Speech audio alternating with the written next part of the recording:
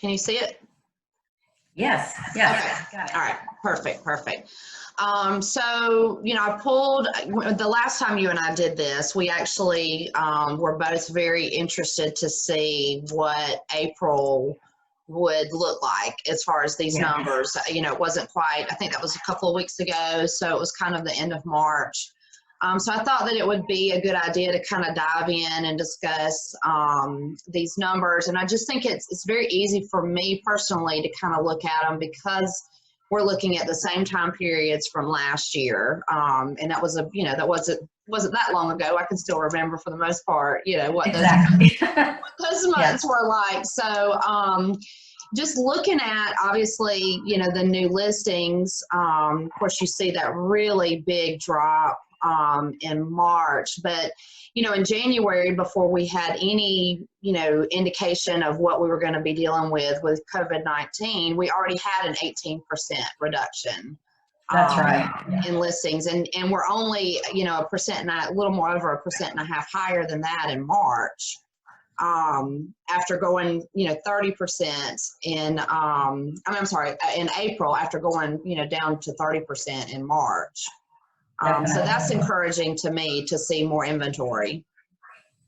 Yeah, I think so too. And, obviously we're all feeling the fact that we do need more listings, and that's, something that we've got so many buyers coming in town and they're wanting properties. So hopefully we're going to see that go up some in the month of May as people begin to get a little more comfortable with things as we move forward. Well, and the other thing to point out too, that is, if you look at May and the volume of listings is the highest in May last year, which that actually was surprising. If you had asked me to pick a month, I would have said April. Which April actually wasn't even in second place. So it was March last year. So yeah, I hope that we will see somewhere close to that volume. And also, just to reiterate, we are looking at, it actually has the counties. If you look at up underneath the year-over-year results, it's Bryan, Bullock, Candler, Emmanuel, Evans, Jenkins, and Scriven. And we're actually just pulling residential property. So just to clarify. All right, so we'll scroll down and look at the next measurement, which is pending sales, which, I'm not surprised to see that number like that. We definitely noticed in the month of April that the number of pending sales, even in the office, was lower than what we are used to. Exactly.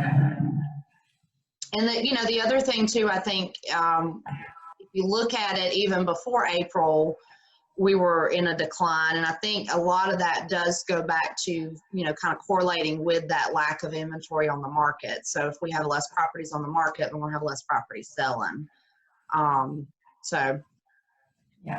So hopefully we're hoping that we'll see that come up some, a good bit in May. All right. So here are our closed sales in units. So this is just the actual number of transactions that were done. And April was down 2%. April was actually a really great month for closings, I think. And I think a lot of that had to do with a lot of those contracts were already pending before, we had sort of the shelter in place here in Georgia. That's so true. And I know for myself, and I think you too, Jess, we had a few closings that fell apart due to COVID, but for the most part, all of them we were able to hold intact, and we were able to get those forward and get those closed out for our clients. And it was a team effort from mortgage lenders to attorneys. All of us worked really hard. But oh goodness, yes, I feel like I worked. I worked very hard in April to get some of those across the finish line, for sure. That's right. But we got it done, and I think we have a lot of happy clients that we were able to finish that out strong. Yes. And these numbers are encouraging to me. I was really encouraged to see the final numbers for the closed out on sales. Yes. Yeah, I was too. And kind of like we talked about, when we were having this discussion in March, that we were interested to see, what would happen in April. And I feel the same way about May. I think the next couple of months, more than likely will be a little bit, maybe a little bit on shaky ground. So it's just, you never know what will happen. So it's just, I think it's interesting just to continue to look at the numbers and to continue to kind of be educated about, what's going on in the local market. Yes, I like it. All right, so this is the wonderful one. I know, right? I was happy to look at.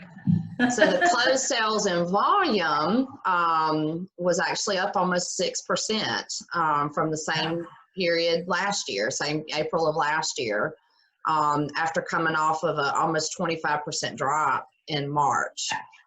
So that is very, very encouraging. Very good. So again, we'll see what that April number looks like, but that is, I love to see those positive numbers. Oh yeah.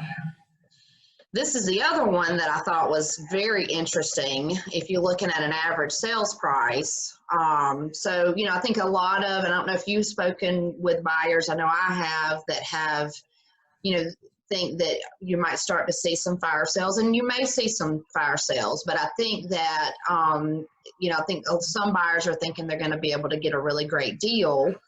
And while there's always deals to be found in every market, I think that this number right here kind of proves that, prices are holding steady. Wow, yeah. They're holding steady, and, and that's great news for our sellers. I mean, that they're not, unless we may have some fire sales, like you said, Jess, but I think that this was a strong number. I've seen this myself and with my properties, and I know that buyers, did have a mindset. They thought they could come in and, lowball a little bit, and it's just not working. Yeah. And this is strong numbers, and we need those price points to stay up. That's good for our economy. It's good for our homeowners as well. And with interest rates as low as they are, that's great for the buyers, but this is good for sellers, that their homes have gone up since last year. We've seen that increase, and we knew it had gone up. So this is great news. Yeah, I'm very, very encouraged by that one. Looking at active listings, and this kind of goes back to, this is just the active number of listings on the market. I think the other one we looked at was volume, but this is not a huge surprise, because we've been dealing with inventory shortage for a long time, and long before COVID-19 was even heard of. So, well, exactly. You see that going back to January. I mean, yep. For any of us even thought about COVID-19 here in South Georgia, we already were experiencing that, and we're begging for more listings. Yes. So anybody, if you're listening, if you're thinking about selling, we're showing, we're proving to you. That's right. Oh, let's see. Okay, so the next one is the average days on the market. And, this is, I think we talked about this in the last video we did. This is the one number that you like to see, that negative before that percent sign. So this, there's a few days added to it from March, but 90 days average on the market, and that's a really good, healthy market. Very, very healthy. So love to see that. That's exactly what we're looking for. Yeah. Keep on that. Yeah. And this last figure on foreclosures, I don't believe that data is very accurate, because that just depends on who is putting the listings in and if they're classifying them as foreclosures. So I don't really put a whole lot of faith in this data right here. However, I actually spoke with an investor earlier today, and he was asking me, he's actually from out of state, and was asking, specifically about, foreclosures, and did we see a lot here? And we've really not seen a ton. I mean, there are some, there's always going to be some, but we've not seen very many foreclosures, or I have not. Maybe, have you seen any, Debbie? No, really not.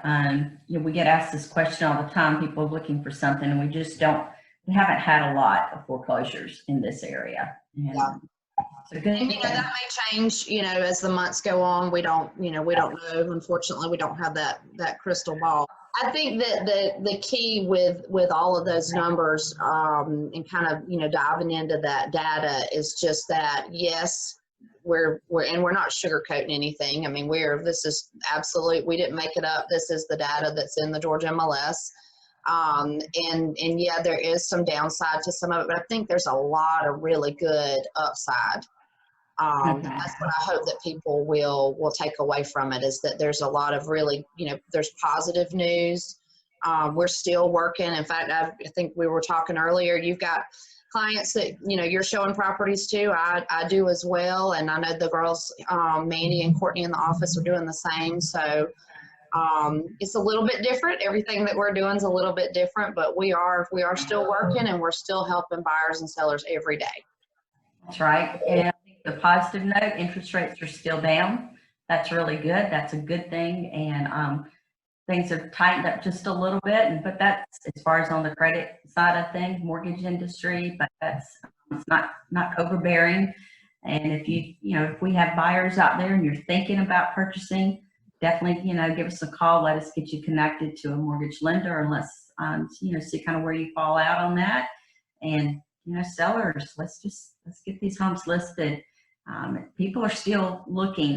My call this morning came in from a buyer out of Savannah, and they're wanting to know, are sellers letting people look at homes? And we're able to do that. And sellers, obviously, we're taking all precautionary measures needed, but it's strong.